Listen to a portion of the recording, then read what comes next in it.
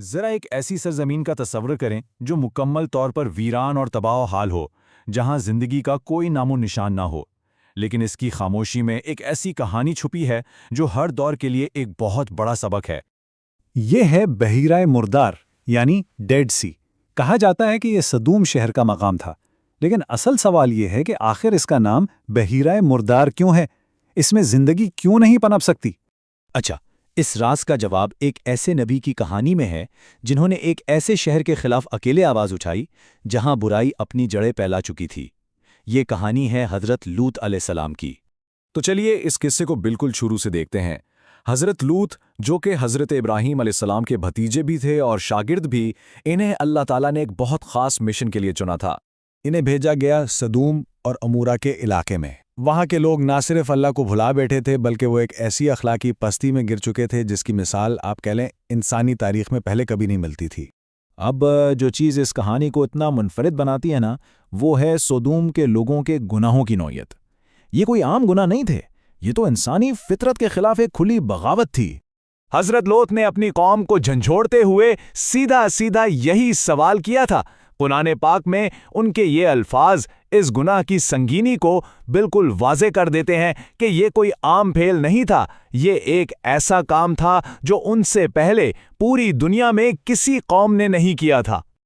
اور ان کے گناہ صرف ایک نہیں تھے بلکہ ایک پوری فہرست تھے۔ وہ سرے عام ایسی بے حیائی کرتے تھے کہ انسانیت شرما جائے۔ راستوں پر ڈاکہ زنی، مسافروں کو لوٹنا، یہ ان کا روز کا کام تھا۔ مہمان نوازی، وہ تو چھوڑیے، وہ تو اجنبیوں سے نفرت کرتے تھے۔ اور حد تو یہ تھی کہ برائی اتنی عام ہو چکی تھی کہ وہ اپنی محفلہ میں فخر سے یہ سب کرتے تھے اور اللہ کی ہدایت کا مذاق اڑاتے تھے۔ تو جب حضرت لوط نے انہیں اس گندگی سے نکال کر پاکیزگی کی طرف بلایا تو سوچئے ان کا جواب کیا تھا؟ ان کا جواب تھا ایک تانا، ایک دھمکی۔ کہتے ہیں لوط اور اس کے گھر والوں کو اس بستی سے نکال دو، یہ لوگ بڑے پاک باز بنتے ہیں۔ یعنی ان کا سب سے بڑا جرم ہی یہ تھا کہ وہ پاک رہنا چاہتے ہیں۔ اب قصہ ایک بہت ہی نازک موڑ پر پہنچتا ہے۔ اللہ کے فرشتے خوبصورت نوجوانوں کی شکل میں حضرت لوط کے مہمان بن کر آتے ہیں، اور انہیں دیکھتے ہی حضرت لوط شدید پریشانی میں مبتلا ہو جاتے ہیں۔ کیوں؟ کیونکہ وہ اپنی قوم کی گندی نیتوں سے خوب واقف تھے۔ اور ہوا بھی وہی جس کا ڈر تھا۔ جیسے ہی قوم کو مہمانوں کا پتہ چلا، ایک بے قابو ہجوم ان کے گھر کے باہر جمع ہو گیا۔ اس وقت حضرت لوط کی بے بسی کا عالم دیکھیے۔ انہوں نے ان سے التجا کی، اللہ کا خوف دلایا اور کہا کہ خدا کے لیے میرے مہمانوں کے معاملے میں مجھے رسوا نہ کرو۔ لیکن اس ہجوم نے بڑی ڈھٹائی سے ان کی پیشکش ٹھکرا دی اور صاف صاف اپنی نیت ظاہر کر دی۔ یہ ان کی اخلاقی پستی کی انتہا تھی، اور شاید یہی وہ لمحہ تھا جب ان کے انجام پر مہر لگ گئی۔ یہاں ایک بہت اہم بات سمجھنے کی ہے۔ مفسرین وضاحت کرتے ہیں کہ جب حضرت لوط نے کہا میری بیٹیاں، تو ان کی مراد قوم کی عورتیں تھیں، کیونکہ ایک نبی اپنی قوم کے لیے باپ کا درجہ رکھتا ہے۔ تو یہ دراصل جائز نکاح کی دعوت تھی، نہ کہ اپنی سگی بیٹیوں کی پیشکش۔ اور پھر جب انسانی بے بسی بالکل اپنی انتہا کو پہنچ گئی اور حضرت لوط اپنی قوم کے سامنے بالکل اکیلے رہ گئے، تب ان مہمانوں نے اپنی اصلیت ظاہر کی۔ وہ اللہ کے بھیجے ہوئے فرشتے تھے جو عذاب کا فیصلہ لے کر اترے تھے۔ فرشتوں نے حضرت لوط کو فوری اور واضح ہدایات دیں کہ رات کے کسی حصے میں اپنے گھر والوں کو لے کر یہاں سے نکل جاؤ، اور سخت ہدایت تھی کہ تم میں سے کوئی بھی پیچھے مڑ کر نہ دیکھے، مگر تمہاری بیوی پیچھے رہ جائے گی، کیونکہ صبح کا وقت ان کی تباہی کے لیے مقرر ہو چکا ہے۔ اور یہاں حضرت لوط کی بیوی کے انجام میں ایک بہت گہرا سبق ہے۔ اس کی سزا کی وجہ یہ نہیں تھی کہ وہ خود ان گناہوں میں شریک تھی، نہیں، وجہ یہ تھی کہ اس نے گناہگاروں کی حمایت کی، ان سے ہمدردی رکھی، اور آخر میں اپنے شوہر کے خلاف ان کا ساتھ دیا۔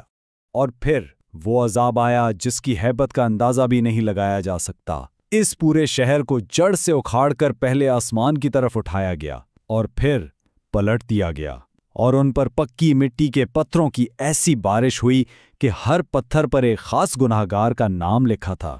ایسی عبرتناک سزا تھی۔ تو اس تباہی کے بعد پیچھے کیا بچا؟ صرف ایک کہانی اور آنے والوں کے لیے نشانیاں۔ آج بھی لوگ اس تباہی کے آثار ڈھونڈتے ہیں، یہاں تک کہ سائنس نے بھی اس قدیم واقعے کو سمجھنے کی کوششیں کی ہیں۔ اسی سلسلے میں حال ہی میں ایک سائنسی تھیوری سامنے آئی۔ ایک آثار قدیمہ کی جگہ ہے ٹل الحمام، उसकी तबाही को एक आसमानी धमाके से जोड़ा गया और कहा गया कि शायद यही सुदूम था। लेकिन जब इस पर मजीद साइंसी तहकीक हुई तो बहुत से सवालात उठे और बिलाखिर सन 2025 में मशहूर जर्नल नेचर ने इस स्टडी को बाज़ाब्ता तौर पर वापस ले लिया, यानी इस थियरी को मुस्तरद कर दिया गया। तो इस पूरे किस्से से सबसे अहम असबाक क्या हैं? नंबर 1 कि कुछ अमाल इंसानी फितरत और अल्लाह के कानून के खिलाफ खुली बगावत हैं। नंबर 2, और ये शायद सबसे अहम सबक है कि बुराई की हिमायत करना भी उतना ही बड़ा जुर्म है जितना कि बुराई करना। और आखिरी बात, जब कोई कौम हिदायत को ठुकरा कर फसाद पर इसरार करती है तो अल्लाह का इंसाफ यकीनी हो जाता है। तो आखिर में सवाल यही उठता है, क्या ये सिर्फ तारीख का एक वाकया था जो होकर गुजर गया, या ये एक ऐसी तंबीह है जो कभी पुरानी नहीं होती और आज भी इतनी ही अहम है? सदूम की कहानी वाकई उन लोगों के लिए खुली निशानी है जो गौर व फिक्र करते हैं।